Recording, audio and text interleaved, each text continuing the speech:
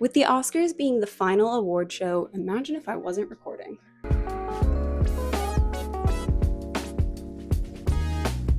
Hi there, my name is Tessa, and as someone whose job literally revolves around pop culture, I'm probably as chronically online as you can get while still being a somewhat functioning human. Because I've spent so much time on the internet, I've seen my fair share of celebrity controversies and fandom crash outs, and one that recently caught my attention is Ariana Grande's Oscar loss. For anyone out of the loop, the 96th Academy Awards were this past weekend, and in the Best Supporting Actress category were Zoe Saldaña for Emilia Perez, Monica Barbero for A Complete Unknown, Felicity Jones for The Brutalist, Isabella Rossellini for Conclave, and Ariana Grande for Wicked.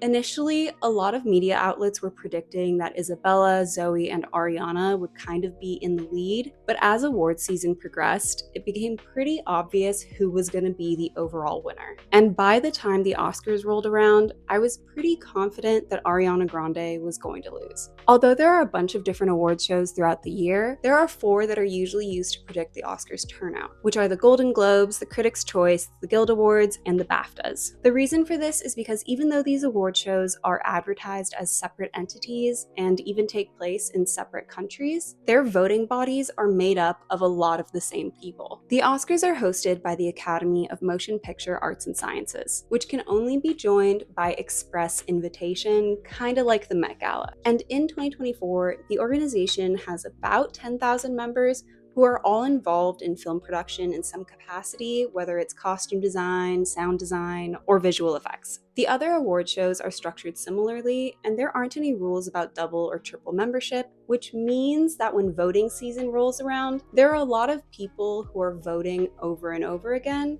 and as you can imagine, they're voting the same way. With the Oscars being the final award show of the season, you can use the results of the Big Four to make an educated guess on who's going to emerge victorious. And with Zoe winning every single one of those awards, Ariana didn't stand a chance. And when she indeed lost, her fandom erupted into a fit of rage. Now, I wasn't really at the top of my movie watching game last year. Like, in the Best Supporting Actress category, the only movie I actually watched was Wicked. So I don't really have an opinion on who should have won, and I literally have no skin in the game. But I can't say that I was surprised that Ariana wasn't seeing a lot of love from voters. First of all, Hollywood has a really unique relationship with singers turned actors.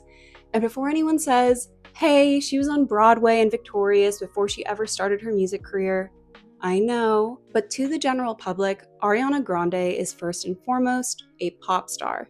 We've seen several musicians take turns at acting over the years, like Beyonce, Lady Gaga, Cher, Madonna, Justin Timberlake, all with varying degrees of success. And some, like Queen Latifah or Jennifer Lopez, are even more associated with acting than they are singing at this point. But, and it's a big but, they don't often get acknowledged at a high level for their work. A lot of people will probably cite Jennifer Hudson as an exception to the rule, but when she was cast in Dreamgirls, she was fresh out of American Idol. Like, she hadn't even released her debut album at that point. So no one really knew who she was, and they didn't really have any preconceived notions about her or her abilities. And although Barbra Streisand was a renowned singer before she wound up winning the Oscar for Funny Girl, she also originated that role on Broadway. So to a lot of actors, she'd already done the work to garner that level of praise. Even Cher, who eventually wound up winning the Oscar for Moonstruck, took her time to get into the acting business. First, she segued from singing to a TV show, then transitioned to Broadway before making her way into film. Notably, Cher also made a point of not starring in any musicals early in her acting career, and I think that was a large part of the reason why she was so successful.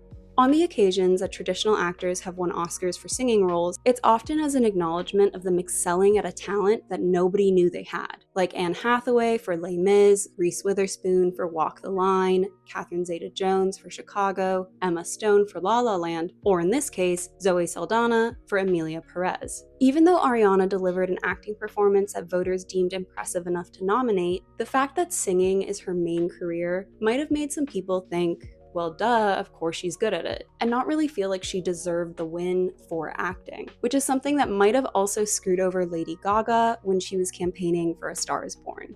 Most of the voting takes place in December or January, meaning that the wins are decided weeks, if not months, ahead of time. And if timing had been just a tiny bit different, Ariana Grande might have wound up with a lot more wins overall. You probably heard about Carla Sofia Gasón's racist tweets emerging in late January, and even though most of the backlash was directed towards her, public opinion towards Emilia Perez soured in general. You have to realize that many of these award shows are popularity contests, and if the lead star of your film has said inflammatory things about a good portion of the voting body, odds are they won't want to reward anyone involved with the film. So if Carla's tweets had emerged like a month earlier, Ariana might have had some more awards on her shelf.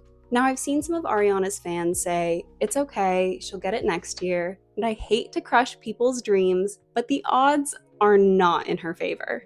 In the entire history of the Academy Awards, only 6 people have received nominations for originating a role and reprising it. This includes Bing Crosby for Going My Way and The Bells of St. Mary, Peter O'Toole for Beckett and The Lion in Winter, Al Pacino for The Godfather and The Godfather Part 2, Paul Newman for The Hustler and The Color of Money, Cate Blanchett for Elizabeth and Elizabeth the Golden Age, and Sylvester Stallone for Rocky and Creed.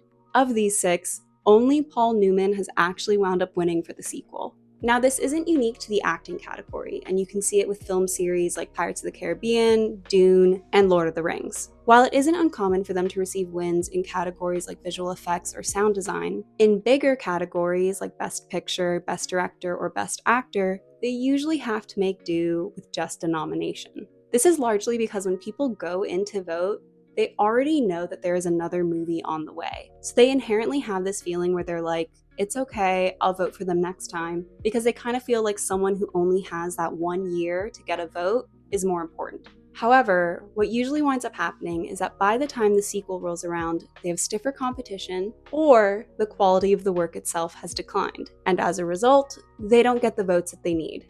Lord of the Rings is the one exception, as its final installment, Return of the King, actually wound up totally sweeping that year and winning all 10 of its nominations. But most people considered it an acknowledgement of the greatness of the entire franchise. Although Wicked received 10 nominations at the Oscars, which is really impressive, they only wound up going home with 2, and I don't know if next year will be any better, considering a lot of the novelty will have worn off. But I guess that does depend on what winds up getting released in the next few months, so who knows, maybe Ariana does have a tiny chance. Like I said in my last video, I'd like this channel to be a little bit more casual and fun than Modern Girls, hence this more like chit-chatty sit-down video. So let me know what you'd be interested in seeing. I'm actually thinking of doing a movie commentary, but I don't know if I should pick something really terrible and just shred it, or do more of like a classic that everybody loves. But feel free to give suggestions, and I will see you next time. Bye!